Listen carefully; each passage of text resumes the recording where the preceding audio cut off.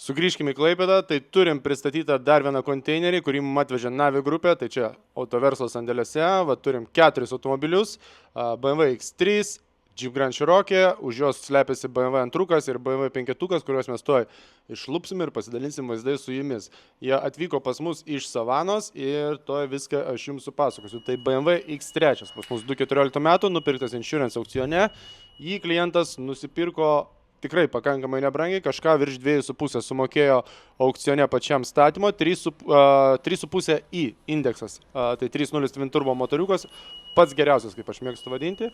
Sekantis modelis pas mus buvo amerikietiškasis Gelikas, tai Jeep Wrangleris, toks visureigis, kuris eina tikrai visur, kur tik tai įmanoma, jį amerikiečiai labai myli ir jų kainos labai yra aukštos. Šitą automobilį mes parvežėm klientui, atlikome tik tai parvežimo paslaugas, jis jį nusipirko pats, Coparte per savo accountą, o mes tik tai vežam. Tai irgi yra įmanoma ir mes su malonumu darom tokius darbus.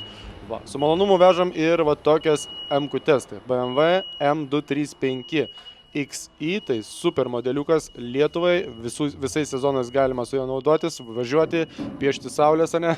Tai labai nedidelių pažeidimų, BMW M235, kaip jau matėt mano video, 11,5, jeigu nesuklysiu, jisai atsistojo iki Klaipėdos ir dabar jau iškeliavo pas klientą į namus, kaip ir iškeliaus šitas BMW G30, BMW 540, kuris ateina po truputį į madą ir klientai kuo toliau, to labiau jo žiūrisi, nes kainos po truputį jau jų krenta.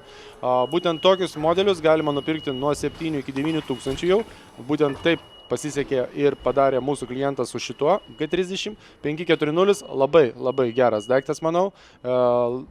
Puikus automobilis, manau, ir Lietuvos klimatui, Lietuvos, nežinau, rinkai, nes jie tikrai labai gerai parsiduoda, o su šitu mušimu, manau, kad susiremontuos visai greitai.